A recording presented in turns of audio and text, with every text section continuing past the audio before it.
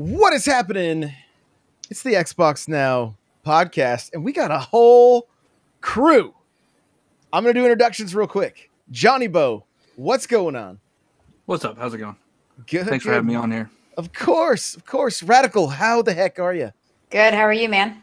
Doing so good. Crawler, what's up, dude? Hey, how's it going? Crawler coming at you. Andy, what's happening? Yes. Hey, Josh. Lady, how are you? I'm well. Hello. 3-bit, what is going on? Hello. I'm getting messages saying not live on YouTube yet. Yeah. I'm refreshing. Let's see what's going on here. All right. Yeah. It wasn't even doing the countdown for me, so I was a little... Should be at least there. Let me see. It's not. Let me see what's up. Okay. Well. Oh, there's a comment from Ooh, YouTube. but Mav popped up from the chat, so that's a good... Xbox, the Xbox Now channel is good. I'm seeing it. Okay. It's not for me. Yeah, it's not for me.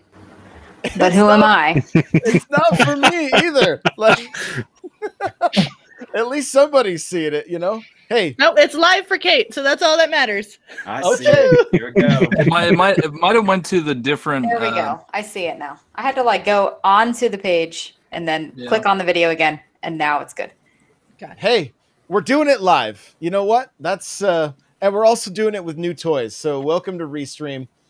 You know, we'll figure it out. So, guys, today's like Christmas for gamers, especially if you're an Xbox fan. And we got to watch the Xbox presentation. It was rocking and rolling. Just game after game after game. And some of us are super hyped. Some of us not quite as hyped. So, Johnny, I'm going to start with you because I saw your tweet. And you were like, Nintendo. Why me? Why you calling me out like that? I'm only wearing a Nintendo hat. You know, I got my name's Nintendo. I hate Xbox Now. I thought it was okay. I mean, there was a lot of stuff that we saw in the past. I was excited for the Halo Infinite multiplayer trailer. That looked awesome. And then Forza Horizon 5. But I wasn't surprised by anything. And that's what I wanted to see. You wanted to be surprised. Yeah. I got you. Yeah. I think the whole point of this whole thing was, hey, check out Game Pass and you should buy it. And here's why. Yeah, definitely. I mean, there's no reason not to have Game Pass after this. Yeah, it was 27 out of 30 of these titles. Mm-hmm. Yeah. I think the only there were ones surprises for me though. I mean, and as a huge Xbox gamer, I mean, I was surprised for a few of those announcements. So I don't think everything was repetitive, but yeah. What was the biggest surprise for you, lady? The Avalanche game, like I knew that they were working on something. That Contraband, that was something nobody knew about. The Red, I can't remember what it's called. Redfall, I think. Redfall, the vampire. That one looks absolutely fantastic. I think that one was kind of my big surprise. I am super excited for that one. I love vampires. I love that type of game where you could pick your character and you can tell that you're going to have different skill sets for each one, kind of like Borderlands. You kind of had your mechy girl and your sniper, your stealth guy and stuff like that. So I'm excited. I'm excited for that one. And then the mini fridge, who didn't get excited over that? Come on, guys. I drink my hard seltzers. I need an Xbox mini fridge right next to me. Hopefully that's affordable. Yeah, that's kind of where I'm if it's an affordable price, I'm not going to spend over $150 on that thing. That's my top. So, yeah. Yeah. I saw a lot of things that surprised me. The replaced gameplay. That looks stunning. Yeah. Kind of like the last night. I was just stunning, and obviously there are some games in there like Halo. I'm a huge Halo person, so that was great. Atomic Heart. That game kind of came out of nowhere. It's like a BioShock mixed with it's just some craziness. I don't know. That really that one was crazy me. Looking. That was the one with the anime music that was in Russian. Yeah. Is that okay? Yeah. Yeah, there's a couple surprises, and all those pretty much on Game Pass is just ridiculous. Hades, was another one. Yes. Where I was like, finally, that's coming to Xbox. So I was just about to buy that on the Switch. Now I could, okay, I'll wait. I'll wait a little bit. Yeah, I was, the pacing of that show was incredible to me. I was just very much overwhelmed with the amount of games. It's just like back to back where I couldn't even take like a piss break. So that's what a showcase should be. That's what an E3 showcase should be to me. Yeah. And I'm seeing a lot of comments on Twitter like, oh, we didn't see a deep dive on Halo this, or we didn't see this and this. And I'm like, I don't want to see that at a showcase personally. Like, I want to be wowed by the games and then follow that up later on with the post shows and the deep dives and stuff. So and that's coming tomorrow. There's a Halo Infinite multiplayer showcase tomorrow. So for the people who was like, oh, there's no Halo, and that's tomorrow, And that extended showcase on Thursday. Yep. I almost like this whole format a little bit better than the stage show, where you have the awkward, just random people coming out on stage, taking a controller and doing gameplay. 90% of that stuff is scripted anyway. So like you talked about the pacing, like this was just, here's a game. It didn't cut back to the stage. Very often they had like maybe 3 or 4 cuts back to a studio where they introduced stuff. But it was just an hour and a half of 30 games, and it was great. Mm-hmm. Andy, you started to jump in there. What'd you think, boss? Oh, I mean, I think that 3-Bit brought up pacing, and I thought that's incredible. Over the last 4 or 5 years, each show has kind of had something to prove, and it hits certain beats, but just keeping people's attention across all the genres of games that are available. I thought it was incredible. And I know we're probably going to dive into this, and it's all people can talk about, but having the presentation start with Todd Howard on stage, and just not pulling any punches, the Bethesda plus Xbox, kind of putting anything to rest about what multi-platform versus exclusive means, while also emphasizing the fact that, they're expanding what it means to be in the Xbox ecosystem is something that's incredibly exciting. And then, Starfield in-engine rendering blew my mind. My Wile E. Coyote eyeballs shooting out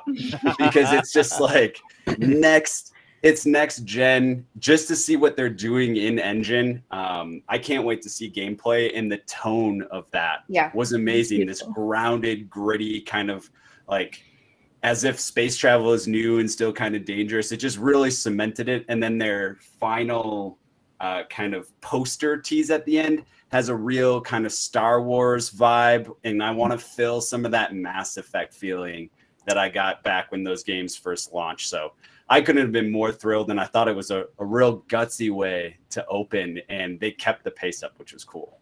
Yeah, that was one of the things that I was looking forward to was Starfield. I think most people were looking forward to Starfield, but you guys don't know me that well. Lady does, but I'm a big Mass Effect lady. I just finished my Legendary playthrough. I have played it before, but I'm slightly obsessed.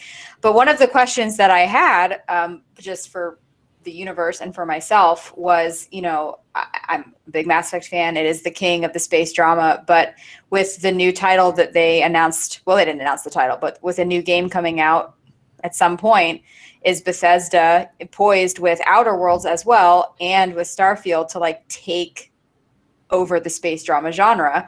I hope not, quite frankly, because I love Mass Effect and it's so good. But I think that they're finally giving BioWare hey, guess what? You're not the only ones who can do this. And I'm really do it well. Do it well. Yeah, that's well. Yeah, but you're not the only ones who can do this well. And Starfield, I was excited. That actually was not my favorite of the day. I was very excited for Plague Tale Requiem. I really like Plague Tale Innocence. I am a big story-driven game fan, so that story just wrecked me. I like the main character Amicia and her brother Hugo are the same age apart as my brother and I, so I was playing that game sobbing when it came out. But yeah, Starfield. I'm looking forward to seeing what Bethesda can do in that genre. So I got a quick question just while we're on the Starfield, Bethesda launching a new IP. Do you think that with the backing of Xbox, we will lose the somewhat charmed launch jank that comes with every release of a Fallout or an Elder Scrolls? Are we talking about did you just call it charming? Yeah, well, would that be a bad It's thing not. if it It's went not away? game breaking usually. It is kind of charming where you hit something and you go flying across the It's world not a little bit. Cyberpunk. I Yeah. just feel Was Cyberpunk like it's charming? been there for so long. No. You know, I think those they got games away are with too. They're too massive to not have some of that baked in. So I think it's still going to be there. But I do think think- Xbox is going to have a controlling interest in how the games are developed. I think they're just, we want these games on our platforms.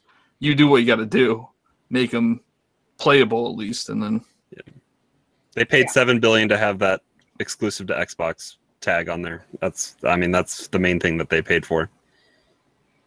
Yeah, which I was surprised. Was anybody else surprised that the Bethesda games are going to be exclusive on Xbox and PC? Like Starfield and I think Redfall. I don't think that was a surprise I for don't think anybody so. personally. No. We all expected it. I think it would have been more of a shocker if they weren't. Yeah. So I agree.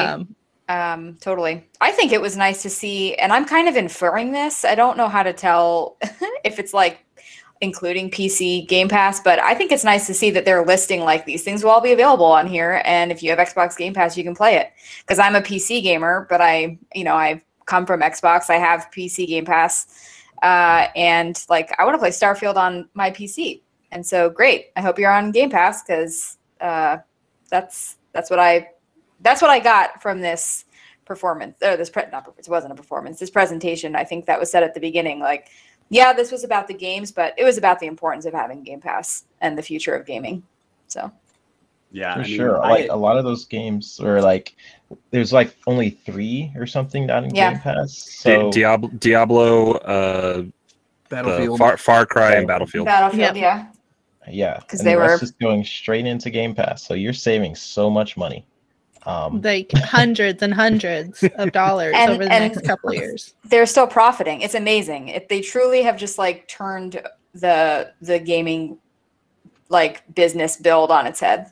Yeah. And they're killing it. It's just fantastic. I can't stress it enough. I can't say it enough that it's just such a fantastic time to be a gamer. And today resonated that so much. And I think everybody came into this conference with almost walking on eggshells. I don't want to be overhyped. I'm hyped, but I don't want to be overhyped for this. And I was absolutely blown away. So I am just over the moon with the things that we saw and the things that are coming in the future. And I can't wait to see all the rest of the goodness that we're going to see over the next few days. So. And remember, with all that money we can save with Game Pass, we can go out and buy a PlayStation 5. to be upset about paying $70 for Returnal and Ratchet and Clank and other Ratchet and Clank, which you're gonna finish in a day. I think I'm halfway through it already. It's an amazing game. I think it's an amazing game. It looks look like an beautiful. amazing game. But yeah, no, Stalker. We were just on that Stalker gameplay, and I just want to say that was absolutely beautiful too. Just that gritty kind of just almost suspenseful type of way they did that. It was great. It was a great trailer. Yeah, I'm intrigued by that game. Having I play Escape from Tarkov on PC, so that kind of fits into that genre, and so I'm definitely intrigued to try that out. Oh, I don't want to see me in full screen. That's not the right button. Look at that babe. She's so cute. My mouse moved to the wrong button. There we go. The thing that I thought was interesting was Stalker, and I think Stalker was the example of going forward of really what they should do with games. Give us some almost CG or cutscene stuff, but mix that gameplay in. Right? It was really the gameplay of Stalker that sold me on it. Yeah. Where Starfield, everybody's excited for that game because of Uncle Todd and his history, right? And everything that he's done. But then you look at like Contraband, and it's like, okay, you guys get one of those where you don't show. There's literally nothing. You're just like, cool. There's like, it's like we're moving through a still, and there's a dirty Jeep. That was kind of it. And so, but yeah, without seeing that gameplay of Stalker, I don't know that I would have been all that interested in it. And even the initial gameplay where they just showed the like where he just shot a couple of guys, and then it was like, even that gunplay initially, I was like, oh, this kind of looks like when you're shooting bots in Rainbow Six, and it's like there's no life to those things whatsoever. But then the monsters started coming out, and then you see that rail gun and the lightning and the weather effects all in game, and I was like, how could I not want to check this one out? And so, plus you don't have to pay anything extra. It's on Game Pass. Right. Exactly. Why not check it out? You just got to find space on your 870 gigs. Yeah. Thankfully, everything installs super fast. It does. It does. Yeah, that is true. And Forza was another title where Forza was, for I don't even people like who are not Forza even that much. racing, it just looked incredible. Like when they showed that picture, I was Horizon like, games oh, are are they amazing. going to show like a side-by-side comparison and then they just jump into the gameplay? I'm like, oh, okay. It's just incredible. Like some of the graphics they showed for some of these games are just mind-blowing. Yeah. For sure. I was sharing an anecdote. So you guys also don't know this because you don't know me, but my dad is an Emmy award-winning video producer, and he, so he's around technology like this all the time. And, I can remember 15, 20 years ago on, normal, regular Xbox or even like the 360, and he would, wow, look at that. That looks real. This is great. And I was like, I can just see my dad like watching this right now and being like, so what movie is this? Like what are you what are you watching? And I was sitting here as somebody who games frequently, daily, like, oh my, is that real? I can't tell. I literally feel like a boomer. Like I couldn't figure out what was going on. So it's truly amazing just where we are right with gaming. Yeah, absolutely. And it was what I think is crazy too is a PSA for anyone out there in listener land who hasn't gone back and watched the uncompressed 4K stream of this. Do yourself a favor. It makes a difference. It was all really quite amazing watching it in real time. But then if you go watch the 4K stream, the lighting effects in Stalker, and I know we've got so many games to cover.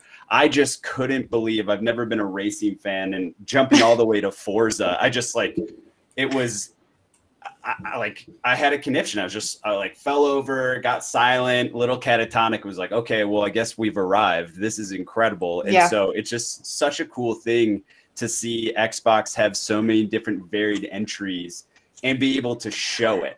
And so if you haven't seen the 4K, go get it. Go get it, Well, and the cool thing about all that too is they talked about filming the skyboxes or whatever in 12K for like 24-hour time lapses.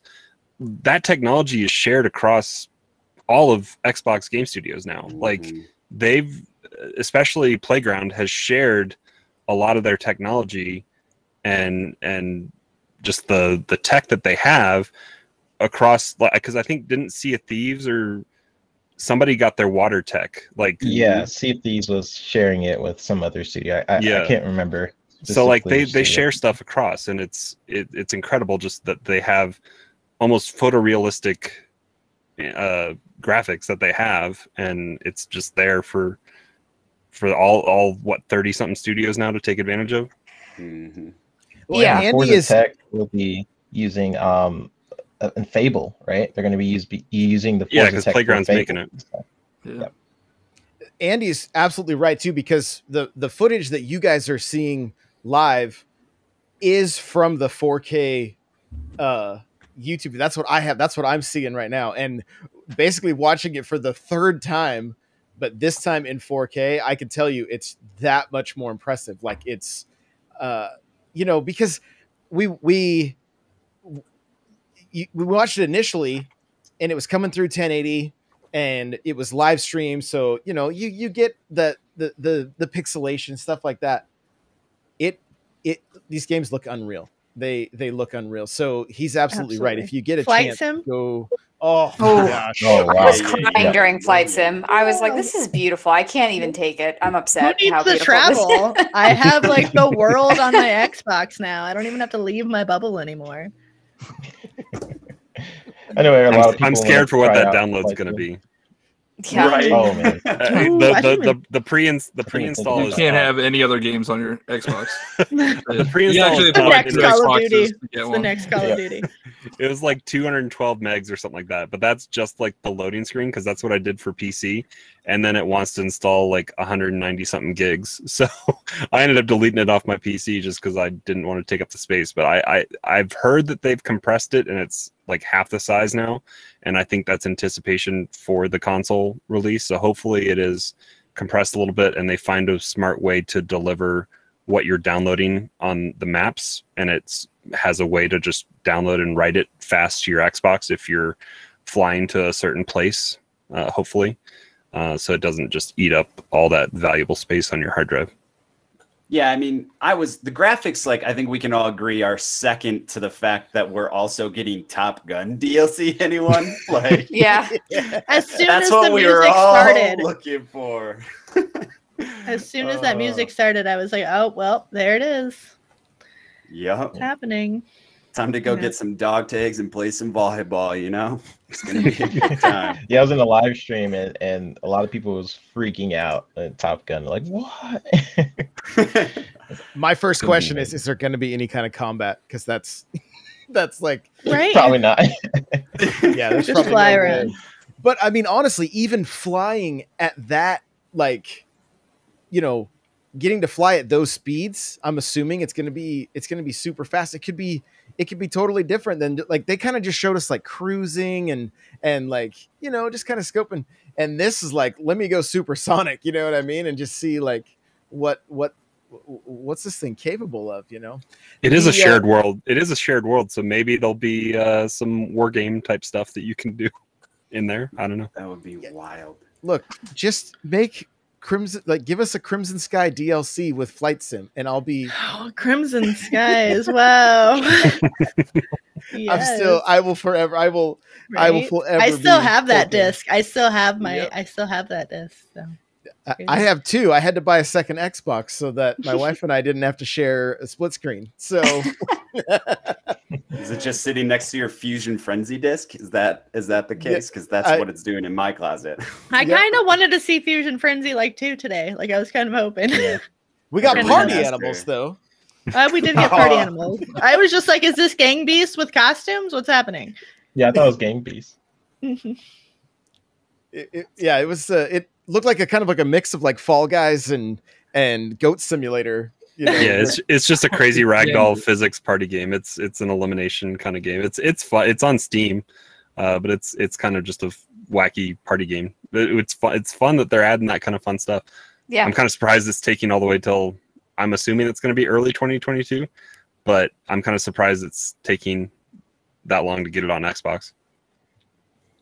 So what do you guys So think much about co-op for goodness the in general. Sea of We Thieves talked announcement with like Johnny Depp? I thought that was great. and the Pirates of the Caribbean. It was so funny because she started talking and I was like, this is Calypso. They got Calypso to do like a voiceover. That's so cool. And then like Johnny, like they showed the like jail cell. I was like, wait, hold on.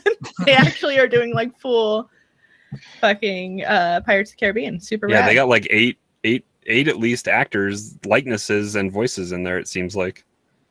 Yeah, Yeah. I Yeah, it said seems that if they have Pirate King Elizabeth Swann, I'll play Sea of Thieves. That's an easy right? Yes, Natalie. commitment. Man, The if you game could has a just put point me- now. Yeah, that's Right? the biggest. Yeah, it's story mode. Yeah. Oh, right. Yeah, there's actual story. That's true. Just get me on the boat. Whatever happened to Everwild with the though? theme What's song. is Rare focusing on Sea of Thieves instead of Everwild? I'm not surprised we didn't see anything from Everwild today. I wasn't expecting anything personally, but I don't know why, but I wasn't expecting anything. So There's an extended showcase on Thursday, and they're supposed to talk with Rare there. So hopefully we at least get some kind of update on what's going on with them, because I don't really know what else Rare would be bringing besides, you know, talking more about Sea of Thieves. Like, I'd hope they'd at least mention, you know, that. They're out in the country. They take their time, you know. Right? Yeah. Maybe the the stuff Rare's going to be talking about is the Banjo-Kazooie game that's going to be on the Switch and the Xbox that gets announced on Can you Tuesday. imagine? Could you imagine? I'm still hoping for Conkers. Like, I mean, Banjo would be sweet, but I would prefer Conkers. But I'm so shocked. I know. Who knew? It seems like Rare doesn't want to work on any of their old IP though. They seem to want to license it. Like, for example, Perfect Dark is a Rare IP, right? Right. Killer Instinct. Oh yeah, we Killer didn't see Instinct. Perfect Dark. I mean, That's nobody another at one I Rare, thought. nobody Yeah. at Rare was there when. I mean, they don't have attachment to that anymore.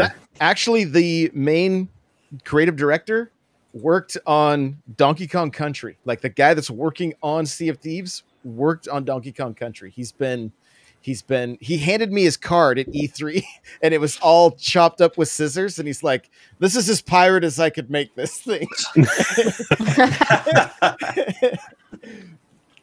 There was several games that was not here at the showcase, and I'm thinking like maybe time's sake or because they showed some games before, right? We had Scorn last time in the previous showcase. We had games like Crossfire X, which is supposed to launch this year, apparently. So there's several games that Exomecha, just different games that was supposed to be coming this year that wasn't in this showcase. So that's why I think it's really good to have an extended show, show, so that you can give some limelight to maybe those smaller titles that probably wouldn't have fit within this show. Maybe because of pacing or whatever, but you can give sort of a better limelight to those other games that people are wondering about. Yeah, I think we said it earlier too. You know, the highlight of the value of Game Pass and just the idea of games coming month by month. They really needed to come out and prove that they had a plan coming through mid to the end of next year. And so I think some of those titles, there was a quick card that they popped up there, and Scorn was listed up there, but it just had a month and a year. And so I think this was an opportunity to say, like, everything that we talk about here is either in 2022 or we know is going to be rolling in, even leveraging like Hades being a great example of a third party IP coming into Game Pass and being like, people have been wanting to see, and they want to see it, and we're covering even genres too. So I think some of the things like Everwild, I'm sure development is still just super intense, and there are plenty of like third-person action games being shown. And so, I would have loved, you mentioned Crossfire. I love Remedy. They're one of my favorite studios. I can't wait to see what they do. And so I think that was kind of the low light for me, is I just had my fingers crossed, but it was a lot of fun regardless. Well, I think that with that, like with what you were just saying, the other thing to take into account is last year they didn't have Bethesda to also fit into their show. So like this year, I think was really meant to showcase like, oh, hey, Bethesda is us now. So we're gonna it was really a mix between like Game Pass, we love you, and then also we're gonna shove Bethesda in your face, because they should have, and they did in a good way. So I'm interested to see how they talk about those other games. I forgot about some of them, and I really liked Everwild, and I keep forgetting it exists. And people are like, "Hey, remember Everwild?" Oh yeah. So I think that they're on the right track. They're doing what they're supposed to, and if they had given us everything to be hyped about all at once, we wouldn't be having conversations like this, because we'd be like, "Oh yeah, Everwild was talked about today. Well, I want more Everwild now, and I didn't get it, so they've got me. I'm hooked." It's like how I feel about Avowed. Right. Like, oh, well, they said the name, today. but I really wanted to see something. I made a Just sound give me something. when they said Avowed. I was like, "Oh yeah, that one." So totally. Well, and we'll still probably hear from Xbox in probably September, late August, September. Probably they'll do something. Gamescom. There's Gamescom too. Gamescom as well, but then like they they've taken they slowed last year a little bit, but they've taken in years past, they've taken up that whole not the cadence quite that is Nintendo Directs, but they've kind of established a quarterly kind of check-in on probably what is too long of a show on those off E3 times. But they find a way to give us updates on stuff, and I think we're probably still owed some kind of update on campaign for Halo a little bit, just because we haven't seen much, and what we did see was last year, and people tore it apart. So I mean, I think they not that they need to hype that up, but I think people are excited. That's why they didn't show it this year. They were worried it would backfire on them again. Yeah, but I think we also probably will see something that has unveiling the collectors and legendary kind of editions that they're gonna. I thought that was gonna be a thing today, actually, Crawler. Like that was on my predictions, as them announcing some kind of collector edition Xbox, either console, controller, something to go along with. They can't produce them. So. I know. That's true. That's true. We could get the Halo fridge, maybe.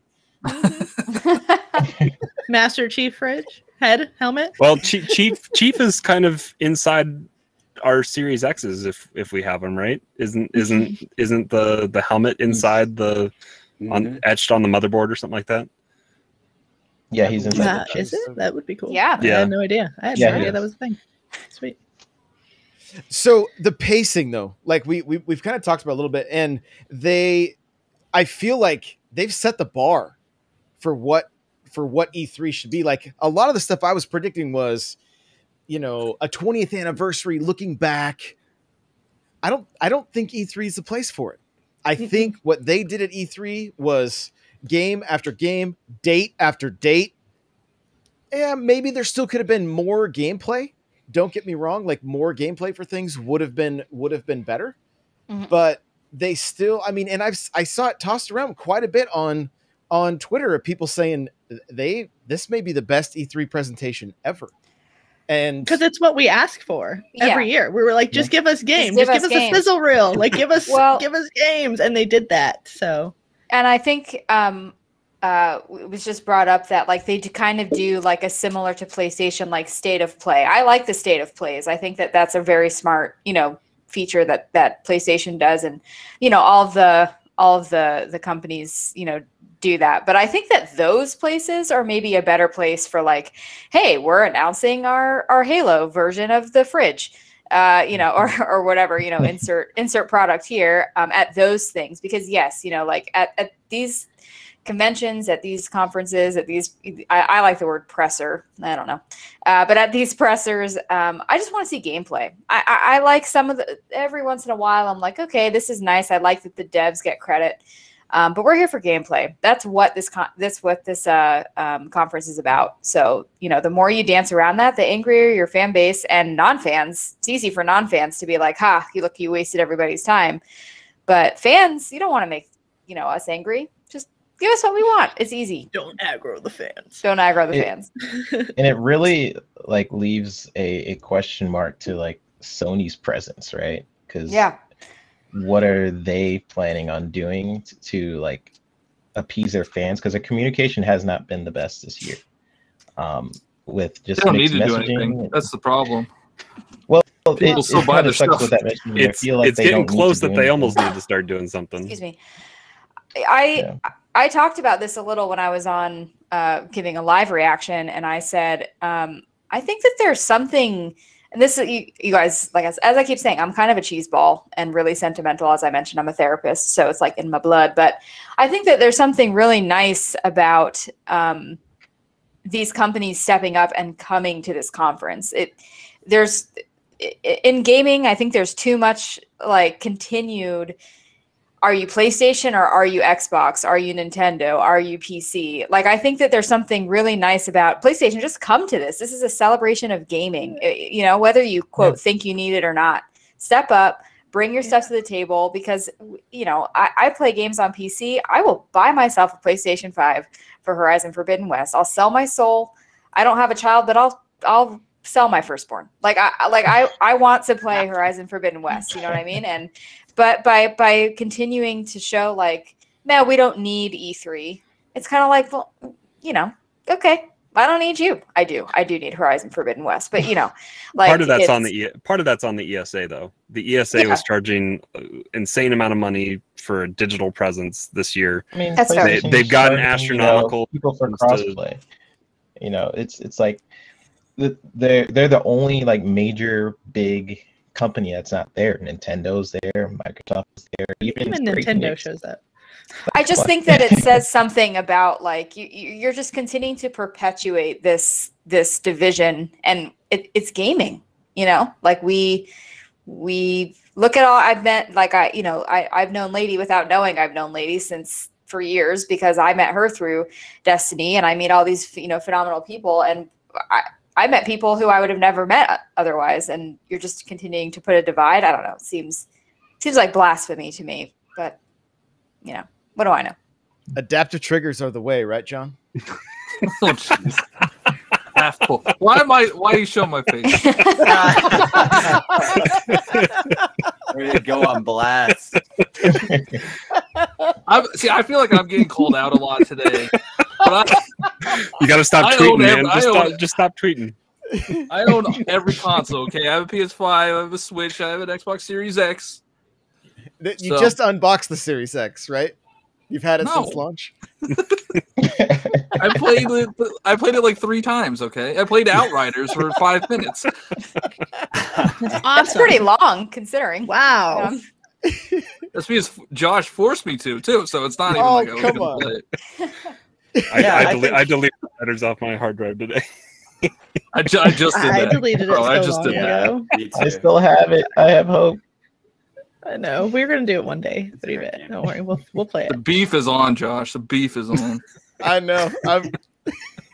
John and I beef on TikTok. We mock each other back and forth with videos. It is a great time.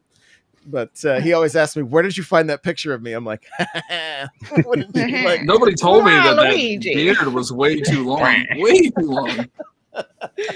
That's so funny. Crawler, you were talking about the price that they're putting on these digital showcases and stuff, and that's a reason that Sony's not showing up. But I mean, I think back to before COVID, when Sony said that they weren't coming even before, even before these digital showcases were a thing. They decided they weren't going to show up. This isn't the first year they're not there. This isn't, this isn't. And I mean, I feel like with Rad, like I'm like just show up. Like, I mean, and then the showcases beforehand, when everybody would say, oh, Sony won this year and Xbox won this year. Some of the showcases that Sony did were like more of an artistical outlet for them in a way. Like they got ripped apart. 3 years ago for the where they made the audience get up and move. Get up and leave. And I think that was the most awkward show. That almost made them be like, oh no, like they're like throwing a big like pout fest now. Like we're not coming. It's quite fun. Well, it was bad. It was bad for the at-home audience. It was bad for the in-person audience. Like they had to get because there's like a 20-minute intermission. Yeah, I remember watching that. All right, me too. Awful.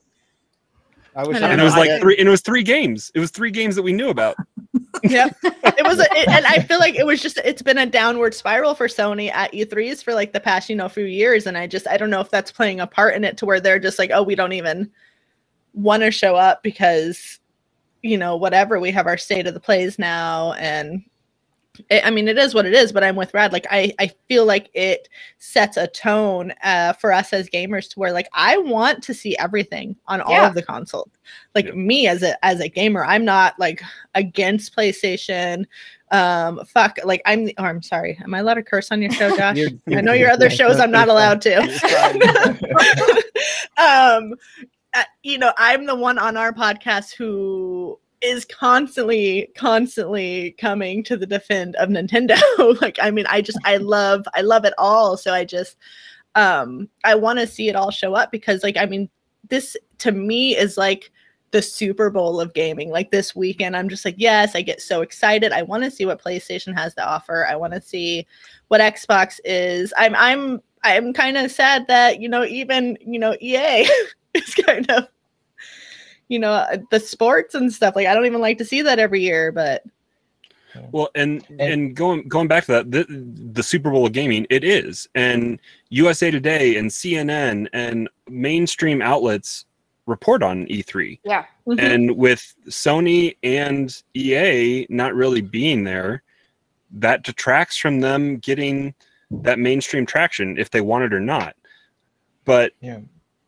like, there's going to be talk about Xbox Game Pass all over the place because of this showcase that Microsoft just put on, and what it is and why you should have it, and what it's doing to the video game just marketplace in general. And Sony's not coming to the table to have a slice of that pie, so they're kind of just sitting out in the cold by their choice. Yeah, it's kind of like they are creating this dialogue for Xbox to just sort of take over because they're going to have most of the conversation, because E3 is this big event, and Microsoft is there, and they'll have a lot of the conversation, especially because of the games they showed. And then Nintendo, I'm sure, was going to announce the Switch Pro, so they're going to have the conversation. Then people are going to be wondering what Sony is doing, and then they're probably just going to have like maybe these smaller state of plays by the end of this month. But we'll we'll see. all watch them. We're all going to watch these state of the plays, but not, you know, this event focuses on everybody, to where the turnout for this event is bigger than just your state of the play, because you're having the casuals tune in for E3. Correct. You know, it's not just the hardcore players that are like, oh, it's a state of the play today. Like, we know that, but you know, the casual gamer doesn't know that the state of the play is today. You know, it's and state of plays are tucked away on like a Wednesday at 3:00. Yeah, it's super random. versus prime time. Yeah. Yeah. See, I think I'm going to catch some flack here. I'm someone who questions the relevance of E3. Like, to me, last year with COVID, it was a wild mess, and you had different outlets picking it up and trying to hodgepodge it. And I think there was a big reaction of a life raft of like, okay, we need a presence, we need to consolidate. I think that PlayStation not being here during this time frame is crazy. I can't agree more. But like, moving forward, the idea that you can own the news cycle and curate content coming out, I think that Sony has a bigger problem that has been in the works for the last 5 to 7 years, as Phil Spencer and the team have been doing these slow and methodical acquisitions to be in a position to say we're 23 to 30 studios large. And the biggest note that I got from PlayStation was actually at Jeff Keighley's Game Fest when Deviation Games was announced to be a PlayStation partnership. And it's kind of this weird area of like, I wonder if they are conscientiously trying to put distance between them and Game Pass because they don't have anything to counter it at this point. They say it's in the works, and maybe it's just not quite ready for prime time, and they can't just say, hey, we have something. It's just especially with such big games just having recently dropped, like this Friday with Ratchet and Clank, and then their big titles being moved out of this year. I think they're just in a tough spot that Microsoft seems to be taking advantage of. But I mean, plus their hardware situation. Yeah, I absolutely. mean, overall, like PlayStation, I feel like they're just kind of maybe that's why they don't have that presence right now online. Like, we're not hearing a lot from Sony in general. We're just not. It's not there. And it's hard, and it's hard to know what they're thinking too. Like, one of the first things that I thought when we see Halo now, you know, here on the replay, but like one of the first things I thought when they said Halo's coming out in holiday 2021, I realized that could be moved. But if that's what they're aiming for, it can't be. But I mean, it could be. Be screwed. I realized that it can't be. I literally said out loud on the live reaction, like, Sony has got to get Horizon Forbidden West out. I mean, otherwise they're just going to keep getting buried by how well Xbox is performing. I don't know anyone's name. Man in white shirt with black hat. I like what you said about how like Xbox is just taking, I don't want to say advantage. I guess they are. They're taking advantage of like a lack of PlayStation and Sony's presence right now. On the podcast I'm on, Analog Assault, I'm often the one who brings up like, yeah, we love gaming. I love gaming. I'm very connected to gaming. Liara Tassoni's like my best friend. But like, it's still a business, like, you know, so a lot of the practices that they're using are business oriented, and that's okay.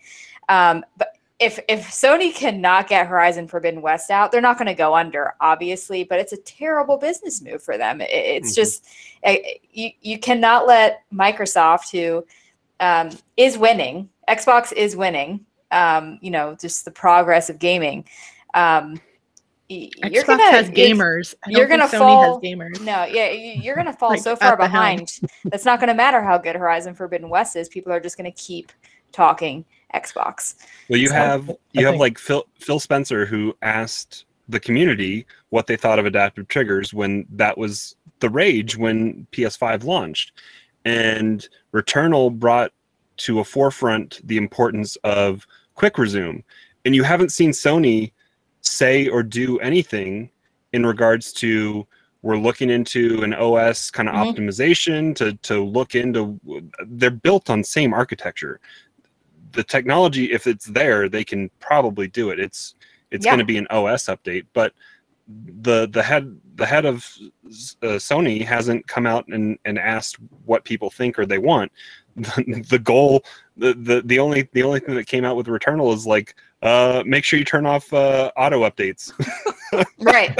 That's what it was. I think people are well, the only reason why Game Pass can work as like the Netflix of games is to have content, right? And Microsoft just pretty much has a bunch of studios, and I think Phil said today or something, or a couple days ago, that they're planning on releasing a game every month.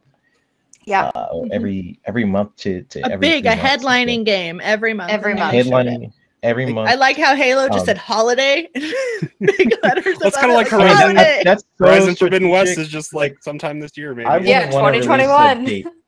I would not want to release a date knowing Horizon is out there. I would be very strategic about when for sure. I think that's where I'm at. I think Halo, of course. Or like, you know, 343 is just like kind of like filling the waters. Like, what's all going to come out? What do we got, you know, coming out from the other? And not only that, like, I mean, we know that they're still working on the game. Don't give me a set date and then push it back a week. Like, no, in your heart of hearts, it's coming out on this day. This is what we're doing. So everybody's out there freaking out. They didn't give us a thing. It's going to be delayed. I'm like, I don't feel like no, it's not going to be delayed. I don't think that 343 is going to like take a delay at this point. Like, I mean, I hate to say it, they will crunch, and like I know crunch is like a big topic right now, but I don't think that they can afford to delay at this point. Like, I just don't see it happening. Like, they will push for holiday, and it might be Valentine's Day. Let's say does Battlefield have a date? Yeah, October 22nd. Yeah. Okay. And is Call of Duty doing anything this year? They have the World War II, the Valor one or whatever. They haven't announced it officially, but I was to say there. So like, we didn't see that. Holiday still like we don't know what Holiday looks like. Microsoft can dictate that a little bit if they wanted to, but they also want to make sure that their game is the best that it can be. I remember back to Halo 4. I think it was Call of Duty, and then a week later it was like Halo 4, and then a week after that was Battlefield. It was like that November was just jam-packed, and you don't want to have that just Game cramped. Pass is the difference, though. Game Pass is the difference. You don't have to pay $70 for Halo if you have Game Josh, Pass. Yeah, you were talking about this earlier. Like, how many people are excited to buy Battlefield for $70? Like, it's a multiplayer only thing that doesn't have a campaign. That it looks amazing, and I'm gonna buy it. But I don't know if I have the time commitment for a 128-person game. Like, and Halo Infinite's multiplayer is free. It's free. Like, you don't even need Game Pass. It's not you Game Pass. Need it. And they could also stagger the releases. Halo's multiplayer could come out before the campaign if it needs more time. It said today that they were going to come out at the same time. It did say that. Because that was a thing that they announced. And it's been like a rumor. Everybody's been talking about, the campaign's going to come out first. Whatever is going to come out first, and it's going to be staggered. And it's been something people have been talking about. And they confirmed today that that's not the case. And I think that's another reason they're not giving us a date, because they need to make sure both of them all ready to go. I was say, what we saw today, it makes me feel like multiplayer is further along than campaign. But I mean, I wouldn't doubt it, especially they're with the both- multiplayer deep dive the tomorrow. game is finished. Like Yeah. from months ago, he said he played the game like 3 times, like through the campaign 3 times. Right now, they're in the polishing phase of just I making think- sure this game works when it comes out. Yeah.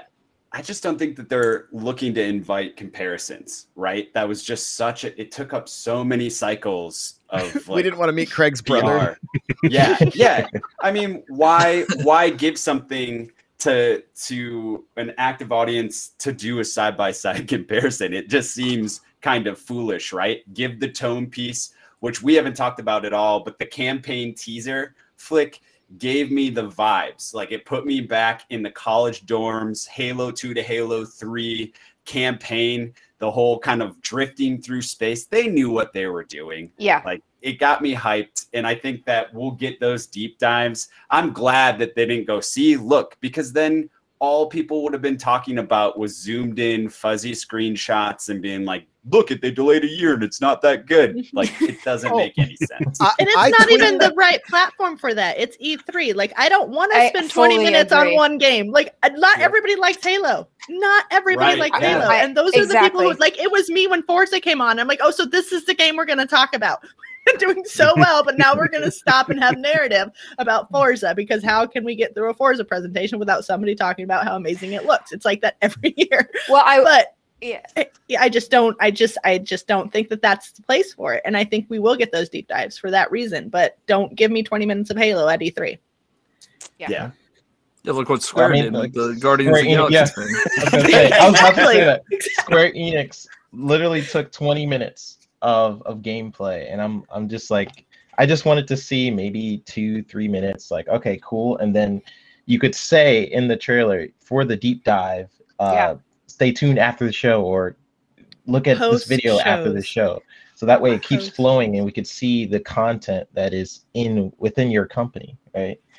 I just think that, oh man, to me, it just reinforces the fact that Microsoft, compared to everyone else, is in a unique position because of all the acquisition and strategy around getting new IP. Because the same thing happened with Gearbox. Talk about like how people are filling airtime. I think with COVID and crunch and like the limited resources and working from home, I think that it's showing through with what people have to focus on. And so the comparison this year is going to be drastic. I'm excited to see what happens with Nintendo, because they have a lot of hype around them, and it's curious to see, given all the IP and a new console potentially on the horizon, they're the only people that come to mind that seem like might have weathered the storm a little bit better than everyone else. Yes, and in 2022 and 2023, Microsoft is going to be very dangerous. Yeah. Like in terms for of the sure. technology and the games coming, Fable and all these Perfect games Dark. are just going to start. Perfect Dark, Avowed. It's just going to be a ripple effect of just game after game after game, and that's when Sony should be really scared around that time. 2022, 2023, and the technology with like the RDNA 2, and them figuring out Fidelity FX and all these different developers like the Coalition, who are the masters in the Unreal Engine. It's going to be insane in a couple of years. 2022, 2023. Yep. People should definitely look out. And Xbox is picking up slack from this last generation. Like, I mean, we're all adults. We all know that PlayStation 1, this last generation, they dominated. Yeah, and now Xbox saw that happen, and they're trying to catch up, and like they did it right. They kind of sat back and did all this behind the scenes like kind of shit, and then now they're coming back to the forefront. So I don't know. I just feel like Phil Spencer must be a really good chess player. He's thinking way far ahead. 4 dimensions, baby.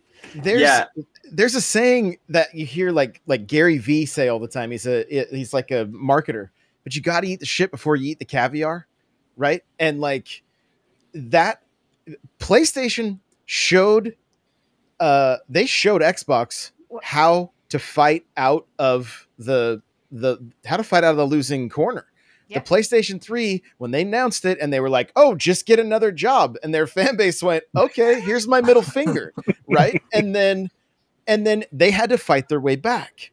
And then, Xbox comes out and they're like, entertainment, TV, connect. And they're like, gamers are like, you don't get us. And then PlayStation's like $4.99.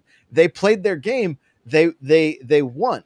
It's an awesome thing. PlayStation is thriving because of their brand. Nintendo with the Switch came out and said, okay, we probably aren't going to have third-party support thanks to the Wii U. So we're going to launch all of these first-party titles, one a month. And then Xbox took notes, right? Yep. And they're like, okay, now, like, look at what Nintendo did. Look at what PlayStation did. It's our turn.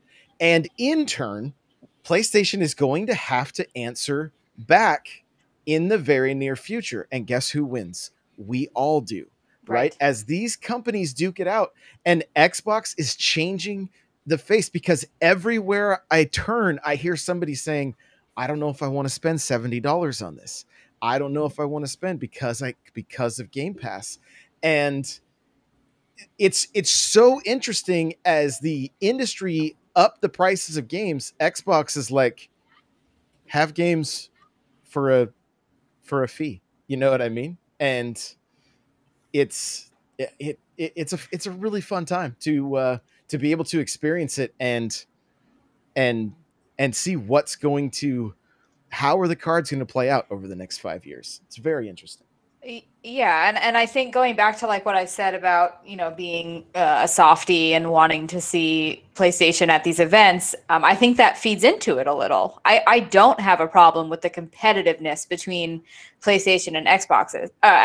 Ooh, that was tough. I did a 13-hour stream yesterday for charity. I'm exhausted. So 8-hour stream. Yeah. So I don't like when you feel like PlayStation not being there is adding divisiveness. I don't mind competitiveness, because as we know, that's what drives business. That's what drives innovative thinking and ingenuity. It's just kind of to, back up what you said, Josh. But I do think that I do like seeing the back and forth. It's a great tennis match. And I would love to see PlayStation grow from this and, give us PlayStation Game Pass or whatever they want to call it. I'm sure Game Pass is copyrighted and they can't use that, but that's what makes gaming beautiful is, learn from this. And just like you said, make it better for all of us, but this, like, not attending, not bringing us together that's gonna not bode well for anybody, and they can't afford that right now. So. Yeah. And I think like them not being there, like it's such a weird thing, because I want them to compete against each other. So I think them being at E3, it causes each company to sort of battle each other and whatnot. And I think Sony did sort of make a mistake of trying to go against $1 trillion company, and now it is backed by Satya. Right? The Satya is fully supporting Phil, and that's a scary thought, considering they are $1 trillion company with like almost unlimited funds, it feels like. And Sony is not quite there financially, and they are the top right now in terms of the branding of support. Like Sony is at the top of the game right now, and they've delivered amazing exclusives for this past generation. But I don't think, I still think they should have the mentality of wanting to compete, because it happens every few generations. Like PS3, they mess up, then 360 killed it, PS4, Xbox One messed up, and now it just feels like that's happening again with this generation of just like these companies going back and forth. History seems to repeat itself in the gaming space. Yep. It's like as we get older, we kind of are seeing it. We're seeing it happen, and it's, I mean, Nintendo's been up and down, right? The NES was so successful. It's the reason we probably have games today because of what they did. It brought games back. Yeah, and then Sega was like, we want 50% of the market share. And then, Nintendo screwed over Sony, and they were like, "Oh no, like you're gonna pay for this." And it's just awesome watching the history unfold. And now we're getting to see it's just it's over, and it's just over and over again. And now the the trifecta of Nintendo, Sony, and Xbox is just it's great to see. Xbox did not stand a chance. They stopped saying how many consoles they sold. Like, it was like, wow, did they just wave the white flag or what? And then Phil stepped in and he's like, I'm turning the ship around. And now it's turned around, and now they're sailing forward, and they got Sony in their sights, and that's a good thing. That's a good thing. I think Phil is just such a gamer at heart that it took somebody like that with that mindset that could turn it around. So I feel that. I'm just look at Nintendo with Iwata having a gamer and a programmer run Nintendo, like how Nintendo got turned around a little bit there, and just the positivity that comes from having one of us running that company is a great thing. You want that passion there in the boardroom. You are absolutely correct. And these guys are in the trenches, right? I jump into a Clubhouse chat every Tuesday with Aaron Greenberg. Stein is in there. There's some other Xbox employees. Jeff Keighley's in there. And there's one guy from Sony that comes in and hangs out in this thing and chats. And I don't know if there's anybody from Nintendo at all. But they don't even know what that is. They don't know what Clubhouse is. What are you talking about? They don't even know what the internet is. Right, exactly. But they are just in the trenches. Xbox leaks something, and they're making, if something gets leaked, they're making memes. I tweet at Xbox, and the majority of you probably have, and then they reply. Nintendo's never replied to me. Sony's never going to reply, but Xbox is like, yo, they had to play the long game, building community and showing that they're just gamers right here with us.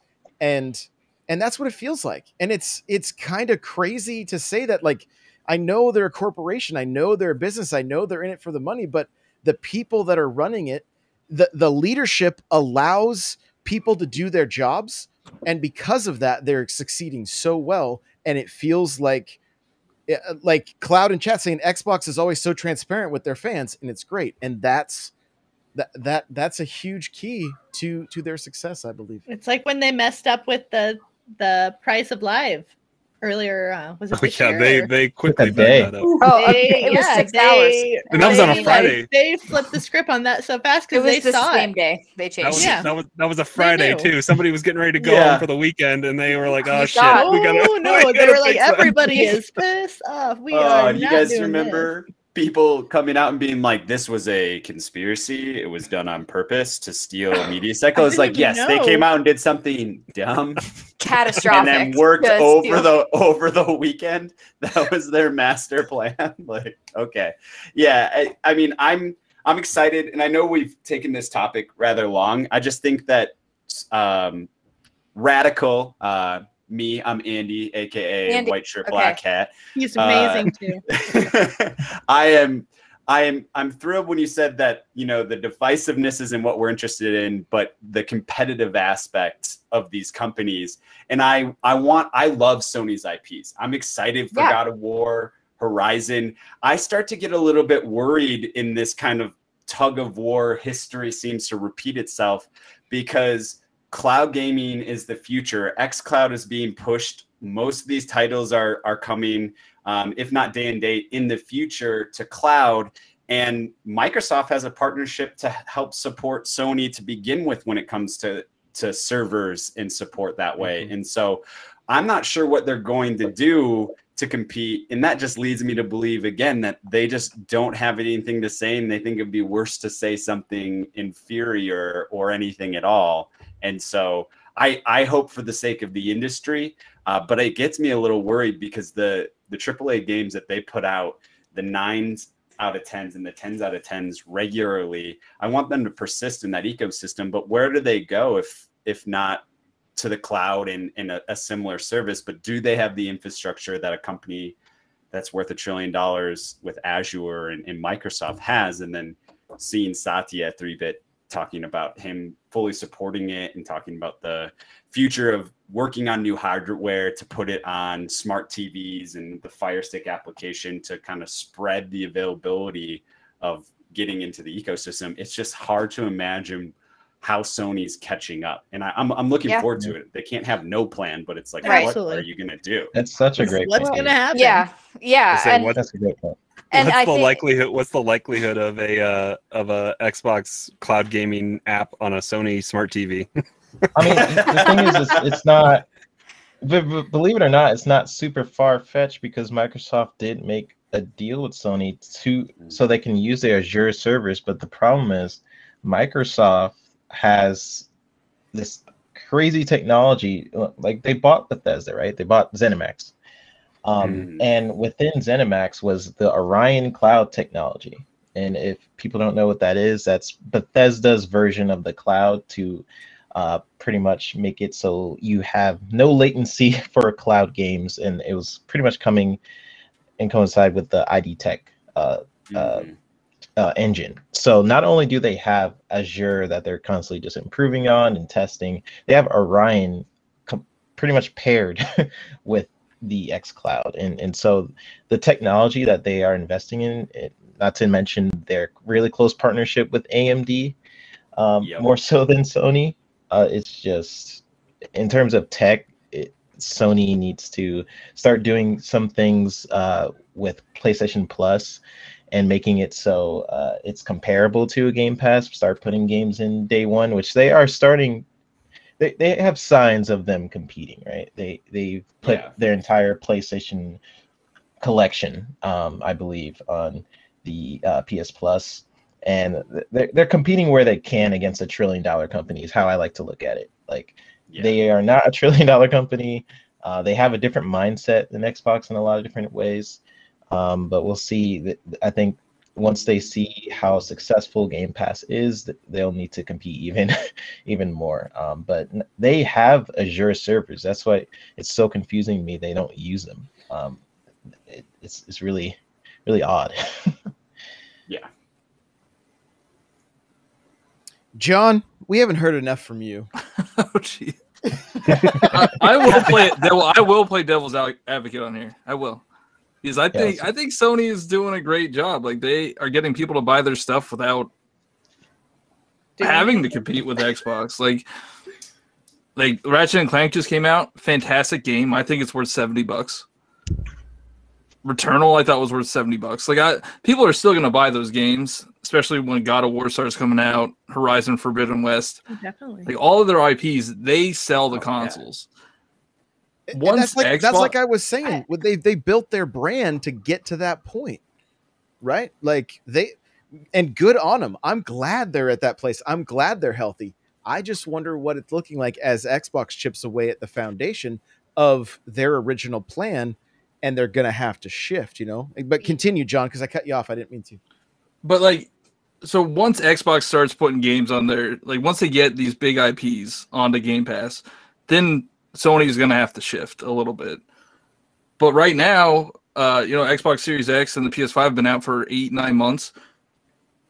I can't tell you a big IP that Xbox released in the 9 months. Maybe Medium, but that's not even that big of an IP, and that's coming to PlayStation anyway. So Sony doesn't have to do anything right now.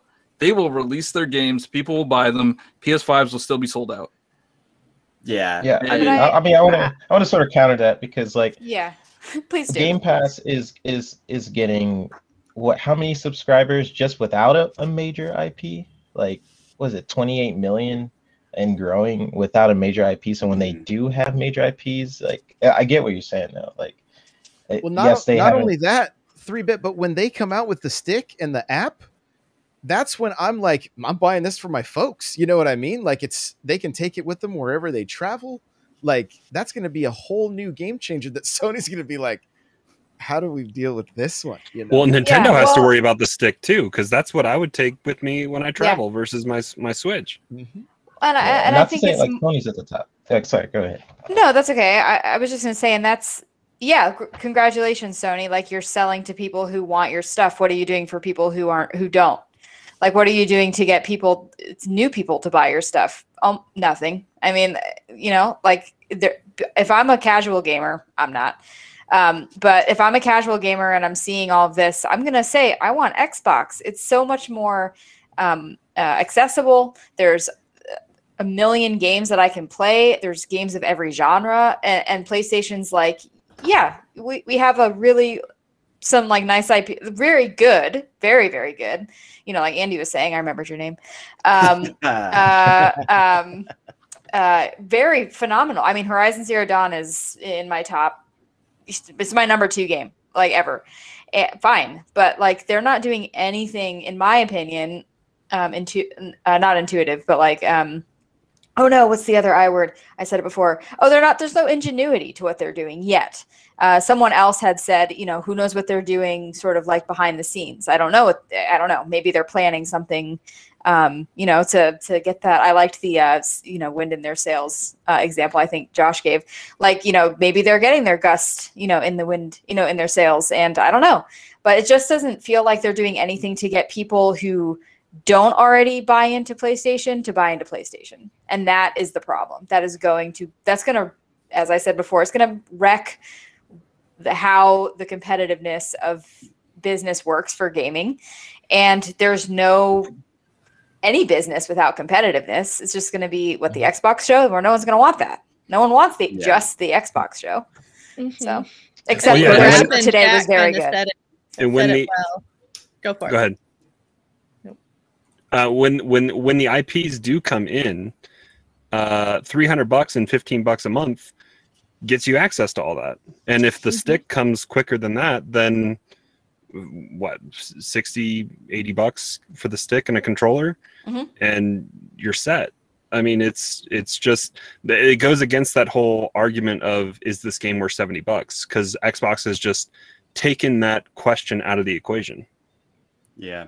Well, and another factor is going to be when, we were talking about storage, but when the majority of these games are accessible through the cloud, even on our console, and we don't have to download them and take up more space, that's another convenience that, like, I'm all about. And then my other question with that, if cloud gaming becomes something that like really ends up working out for them, how many regular Xbox Ones are all of a sudden going to be a little more like useful? If we're talking about playing these games on an app, then it's kind of crazy that like, it's Sony's going to have to answer. And I hope in Radical, you got me thinking, like, I hope when they answer, and Brap in chat as well, like they're going to follow, they're going to show up, but it's not going to follow I hope they do something that people are like, yo, we take notice. And then Xbox has to, I fully agree. To counter again. I agree. Like, I don't need them to, I said it before, like, oh, maybe they'll do a Sony's version of Game Pass. I don't care if they don't do Game Pass, whatever, but do something that's going to make people Xbox say, is doing Game Pass. Like, I don't even need it from Sony to be. Do something that's going to make people say, oh my gosh,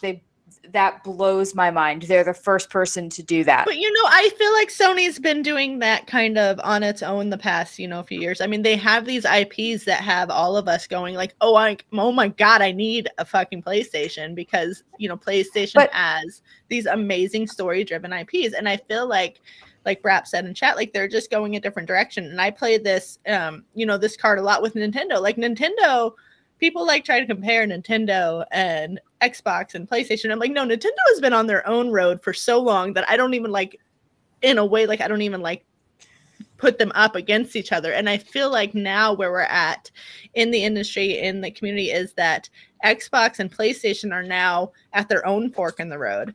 And Xbox is going one way, PlayStation is going another way. PlayStation has always focused on these amazing IPs, that you can only get on PlayStation, like Nintendo has.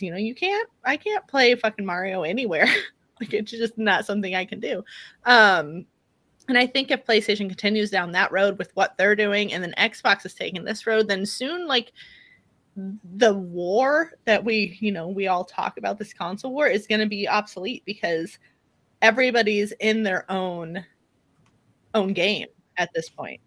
Yeah. I mean, I totally agree. I think one of the things that's interesting, though, is through all these acquisitions, we have a lot that remains to be seen on Microsoft's side, but like acquiring Bethesda and they're a known quantity, all of a sudden must-have IP is becoming less and less of a competitive edge for Sony. And so that branching path, considering that Google and Amazon and Xbox, these big cloud-based players, the prevalence of 5G, Starlink, like the idea of these big concepts, Sony can't ignore that. And I think what makes, I said earlier that I was worried. You look at the PlayStation 2 is still the best-selling console of all time at 155 million units.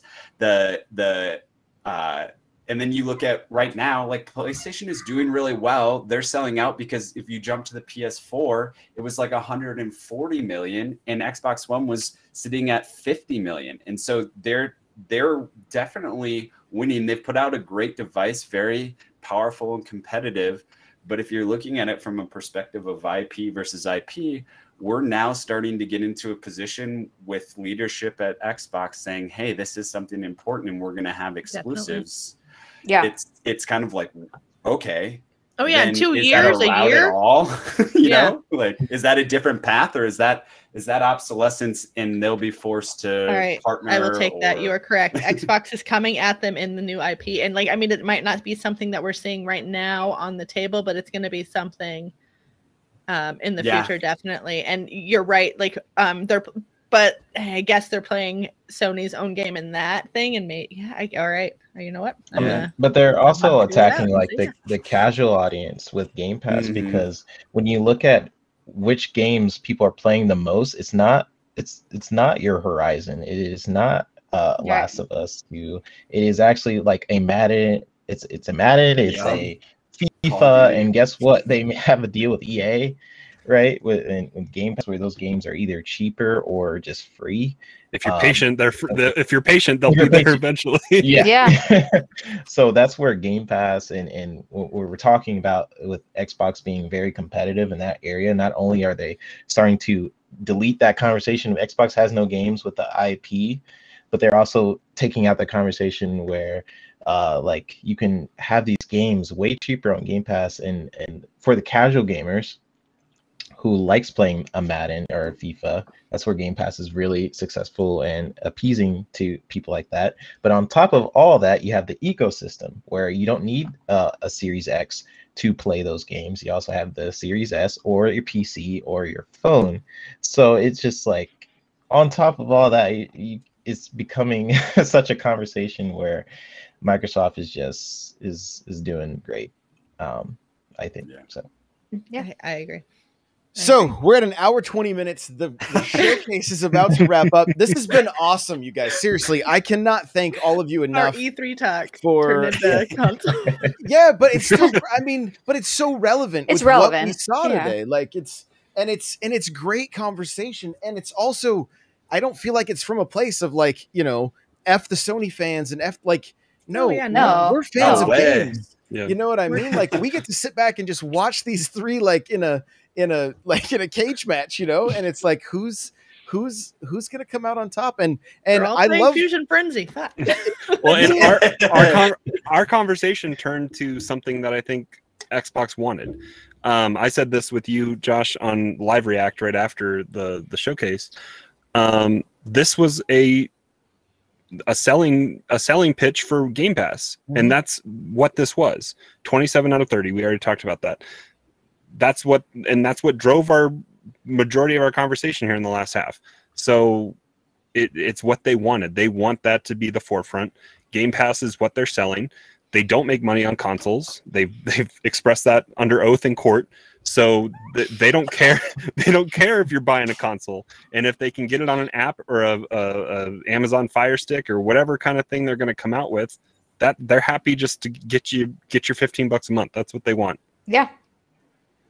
Yeah, for sure. I agree 100%. So I'm curious on like what you guys' overall rating of the show is, because I know we dived into a lot of different topics of what Xbox is doing, how that affects Sony and Nintendo.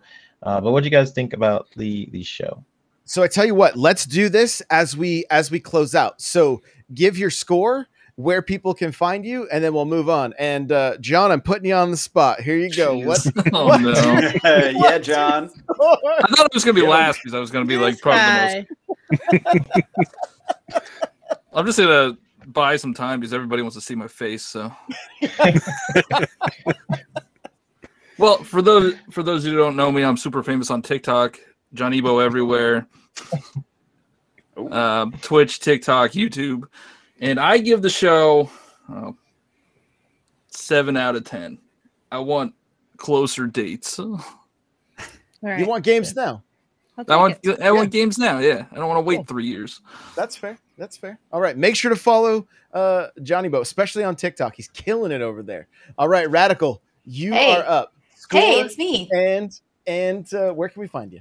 Yeah, so I'll give it like an 8.5. I was not. I don't know if people were expecting. Like I said earlier, I loved that Plague Tale showed up. I was not expecting it. Maybe I'm not looking at the right outlets or whatever, but I was really excited. I was like, oh my gosh, this is great. So I give it an 8.5. I thought it was fine. There was a lot of stuff that I wasn't personally interested in, but it was still a good show with the pace and everything. So that's why I give it that. You can find me on twitch.tv/radical618. I'm on Twitter, Radical618. I'm on the Mulehorn Gaming Analog Assault podcast Thursday nights at 8:30 Central on YouTube. And I write articles, and I'm an editor for them. And I do game reviews. I did Cyberpunk. What a doozy. And that's where you can find me. I love Cyberpunk, but it was a doozy of a review. I bet. All right, Crawler, where can we find you, and how do you rate the show? You guys can find me. I'm a co-host on the Press Pause podcast, which is on pause right now. It will be coming back here in July. Also hanging out occasionally on the Nintendo Powercast. You can catch me on Tuesday when we're doing a live react after the Nintendo Direct. But then also on Twitch and Twitter, Nightcrawler724, Nightcrawlers without the E. And I think my score is... I'm thinking like an 8 out of 10. I like that, even though a lot of some of the stuff was for me, some of it wasn't. I like that it's there, and I have a console, and I can download it and play it if I want to. They really sold me on. It's just a smorgasbord of stuff that you can take when you want it and eat it as it comes out. It's kind of what it is. The buffet got better. Yep. Andy, give us your score and tell us where we can find you. Yeah, you know what? Buck the traditional. I'll give it an A-. Thinking about going to school. Yeah, I feel like they had a ton of different things, loose ends to tie up.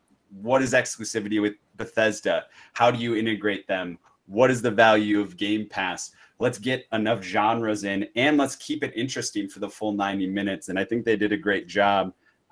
You can find me on Twitter, and I co-host with Josh on Wednesday mornings for kind of the Xbox news update. So catch us there. And happy Pride Month, near and dear to my heart. And so if you're interested in more than thoughts and prayers, head over to the trevorproject.org and give some of your time or money. But A- for me. All right, Well lady. said. Well said. How about you? I am giving the show a solid 9 out of 10. I felt like it was one of the best Xbox presentations we've seen to date. They kept it coming. They did, just game after game, something for everybody. I was blown away by some of those trailers. It shocked me at certain times. So I have to give it that score. I mean, it was probably one of my favorite E3 moments of my life. I know that's saying a lot. Maybe I'm just like, a little E3 high. I thought I was cheesy. high, or maybe last year just left me cringing for anything, just grasping fair. at straws. But no, I thought it was absolutely fantastic. And then you can find me on Twitter at lady_AF. That's LAIDY_AF. You can find me on Wednesday nights at Game and Beyond the Box. And then Fridays on the Xbox Ultimate podcast with the Magnificent Seven, and then occasionally on Tuesdays with the Players of Everything and Masters of None show with Noobs and Pros. Awesome. Very cool. 3-bit. You guys can find me on Twitter. It's the VGHD. I give the show a 10 out of 10. It just did. Wow. Yeah. I know. It just did everything for me personally that I wanted. I wanted to see Halo Infinite, and I said if they showed Halo Infinite multiplayer, which I already knew they were going to show, some little tease of Outer World and then some games sprinkled in there, that's all I really wanted. So for me, it was like a solid 10 out of 10. Shout out to Kara and the team at Ubisoft. We worked on some of the ending titles for that Ubisoft show, and it was Nice. like a blast. Awesome. And I had such a fun time working on that, and we worked really hard on it. So shout out to that team. But you guys can find me podcasting with Lady and the Magnificent Seven every Friday at 9:00 p.m. And I'm on some other shows like Xbox Factor with Mr. Boomstick. Josh is in my new position, so he's on the Thursday shows, but now I'm on the Tuesday shows. You guys can find me on there. It's been a pleasure being with all of you guys, and I'll catch you all later. All right, guys. I'm like 3-bit. It was a 10 out of 10 for me. All I needed was Halo. If it had been 90 minutes of Halo, I was good. You know what I mean? So Just sad I didn't get Avowed and Fable. Those are the only reasons it's getting a 9. 3-bit mentioned it. We didn't talk about it, but the best trailer of them all was Outer Worlds 2. Oh yes. Oh, yeah. that was great. Yeah. Breach. It was It very was good. so good. So good. So guys, you can find me everywhere at N64Josh. We got XboxNow.tv. If you want to check out some articles, we're slowly working on that. And yeah, thanks so much. Thanks so much for hanging out. To all the panel, thank you guys. And we'll see you in the next one.